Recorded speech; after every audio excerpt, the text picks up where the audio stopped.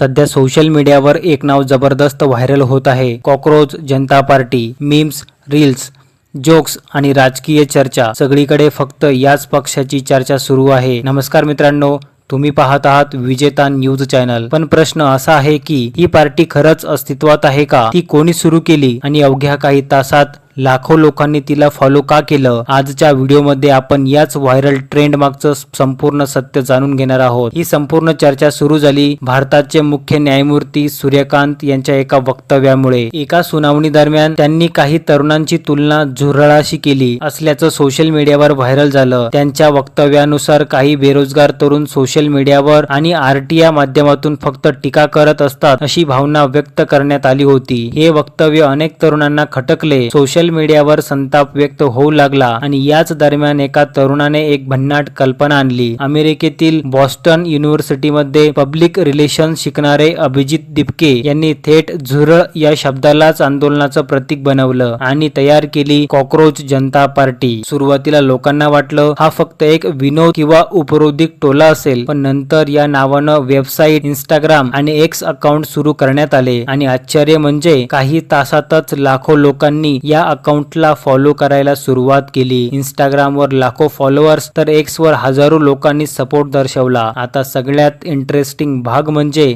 या पक्षाचा जाहीरनामा. त्यांच्या वेबसाईटवर मोठ्या अक्षरात लिहिलं आहे, आळशी आणि बेरोजगारांचा आवाज. इथे आळशी हा शब्द उपरोधिक पद्धतीने वापरला गेला आहे, म्हणजेच व्यवस्थेकडून दुर्लक्षित तरुणांचं प्रतिनिधित्व करणारा आवाज. त्यांच्या जाहीरनाम्यात काही मोठे मुद्दे मांडले गेले आहेत. निवृत्तीनंतर मुख्य न्यायमूर्तींना राज्यसभेचं पद नाही, वैध मत हटवल्यावर निवडणूक आयुक्तांवर कारवाई, महिलांना 50% आरक्षण, खोटी बातमी देणाऱ्या माध्यमांवर कारवाई, पक्षांतर करणाऱ्या आमदार खासदारांवर 20 वर्षाची बंदी. हे मुद्दे पाहून अनेक जण म्हणत आहे की ही फक्त मीम नाही तर तरुणांच्या नाराजीचं प्रतीक बनत चाललं आहे. आजच्या काळात तरुणांमध्ये बेरोजगारी, सिस्टीम बद्दल नाराजी आणि राजकारणाविषयी असलेली निराशा खूप वाढली आहे. त्यामुळे कॉकरोच जनता पार्टी हा शब्द अनेकांना स्वतःचा आवाज वाटू लागला. लोकांनी मीम्स बनवले, झुरळांच्या ड्रेसमध्ये व्हिडिओ शूट केले. काहीने तर या पक्षाला खरंच निवडणूक लढवावी अशी मागणीही केली. पण आता सगळ्यात मोठा प्रश्न,